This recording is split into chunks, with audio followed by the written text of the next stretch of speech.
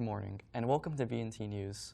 My name is Enrique Gaytan, and now we will start with our first story of the day. The Texas Commission on the Arts recently approved the designation of new cultural districts in Laredo. The Laredo Cultural District helps spark the creative energy that is already present by unifying the cultural and historic assets, people and places in this defined area that creates our district, said the Laredo Cultural District in a statement. Now that is just exciting. Now on to our next story. Officials in Mexico say they have found an apparent long-running extermination site outside the northern border of Nuevo Laredo, near the border with Texas. Searchers found burned human remains on the ground, multiple possible clandestine graves, and clandestine crematoriums. It's said drug cartels frequently use this site to dispose of bodies of their victims. Authorities have since increased policing and security in the area. Now, on to our third story. Dallas Fire Rescue confirmed 4 firefighters and 4 civilians were injured in a natural gas explosion at an apartment complex Wednesday. All four injured civilians were released from the hospital by Wednesday night. 3 of the firefighters have been enlisted as critical, and the last one, who was in stable conditions, has been released from the hospital. All buildings in the complex will undergo a thorough investigation and inspection process to allow residents safe return. If you have noticed a strange smell coming from your gas lines, please call emergency services. Now, on to our fourth story. A 14-year-old driver ran over 6 cyclists outside Houston September 25th. The driver was intentionally harassing the cyclists prior to hitting them, according to witnesses. The driver was trying to roll call the cyclists, and in an attempt to roll call at the front of the group, he plowed right through them. The reason he couldn't stop is because he was accelerating to blow more diesel fuel into the cyclists.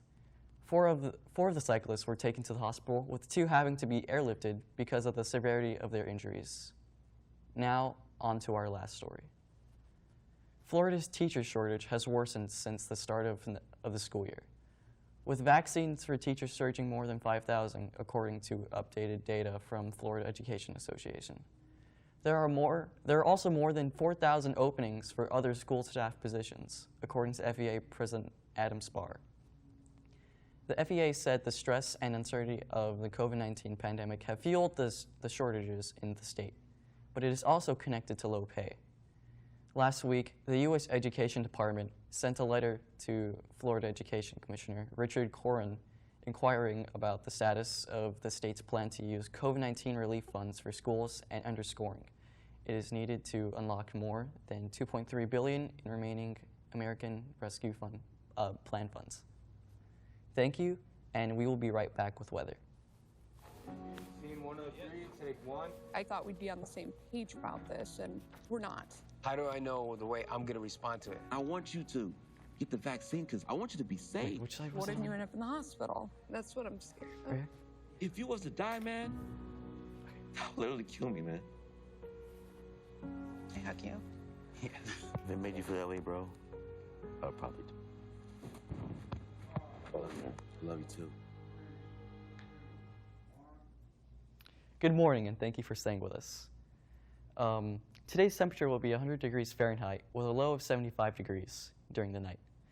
It'll be partly cloudy the whole day with wind speeds at 10 to 20 miles per hour. Now, on with our 3-day forecast. I don't have a script.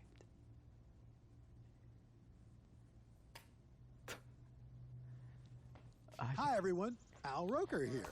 As a guy with his own catchphrase, I appreciate that Smokey's only said, "Only you can prevent wildfires." but I'm filling in because there's a lot more to report. Like when there are parched or windy conditions out there, you've got to be extra careful with things like burning yard waste. After all, wildfires can start anywhere, even in your neck of the woods.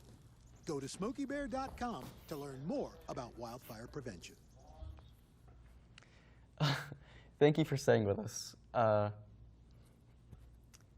The rookie wide receiver is dealing with an ankle problem that has his status in doubt for Sunday with the Giants host the Los Angeles Rams at MetLife Stadium.